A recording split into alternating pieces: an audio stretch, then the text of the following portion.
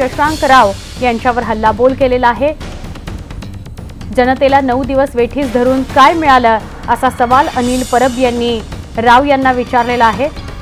शशांक राव यांनी कामगारांना सांगितलं त्यात आणि कोर्टाची ऑर्डर यात तफावत आहे। शशांक राव हे कठपुतली आहेत असंही अनिल परब म्हणाले। ज्युनियर कामगाराला 3428 रुपये 78 पैसे अशी पगारवाढ मिळालेली आहे।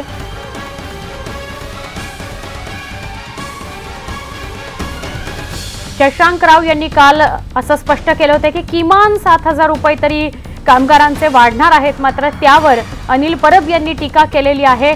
आमचे प्रतिनिधी उदय जाधव यांच्याकडून अधिक माहिती घेणार आहोत। उदय, काय सांगाल? अनिल परब यांनी शशांक राव यांच्यावर टीका केलेली आहे। सुवर्ण, जसं आपण काल बघितलेलं आहे की बेस्ट कर्मचाऱ्यांचा संप काल मागे घेण्यात आला होता, त्यानंतर जी कोर्ट ऑर्डर आली होती त्यानंतर आता शिवसेनेने त्यांची बाजू मांडण्यासाठी शिवसेना भवनमध्ये पत्रकार परिषद घेतलेली आहे। शिवसेनेचे प्रवक्ते आमदार अनिल परब यांनी पत्रकार परिषद घेतलेली आहे। या पत्रकार परिषदेमध्ये त्यांनी स्पष्टपणे सांगितलेलं आहे की शशांक राव यांनी राजकीय धोरण समोर ठेवूनच ही संपूर्ण संप जे आहे ते सुरू केला होता। त्याचबरोबर त्यांची महापौर बंगल्यावरती शिष्टमंडळासोबत जी बैठक झाली होती त्या बैठकीमध्ये स्वतः शिवसेना पक्षप्रमुख उद्धव ठाकरे हे देखील होते।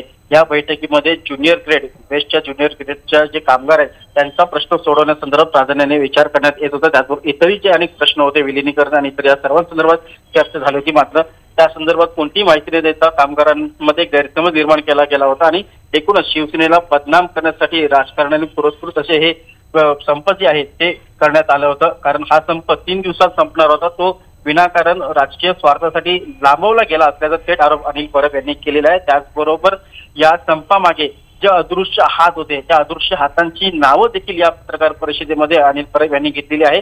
नारायण राणे, आशिष शेलार आणि कपिल पाटील यांची त्यांनी स्पष्टपणे नाव घेऊन सांगण्यात आलेलं आहे आणि यांच्या पाठिंब्यावरती शशांक राव यांनी हा जो संपूर्ण संप आहे तो केलेला आहे आणि या संपामधून बेस्ट कर्मचाऱ्यांना देखील काही फार मोठाचा फायदा झालेला नाही। सगळ्यात महत्त्वाचं म्हणजे शशांक राव यांनी जो काल वादा केला होता की 7000 ग्रेड जी आहे पेमेंट पगारवाढ मिळाल्याची, मात्र 7000 पगारवाढ मिळालेली नाहीये। पुढच्या महिन्यात जो पगार येणार त्या पगाराची स्लिप बेस्ट कर्मचाऱ्यांनी सर्वांसमोर जाहीरपणे दाखवावी, त्यांचा 7000 पगार वाढलेला आहे की नाहीये, तेव्हाच हे सगळं पितळ उघड होईल असं स्पष्टपणे अनिल परब यांनी सांगितलं। नक्की उदय, धन्यवाद सविस्तरपणे ही माहिती दिल्याबद्दल।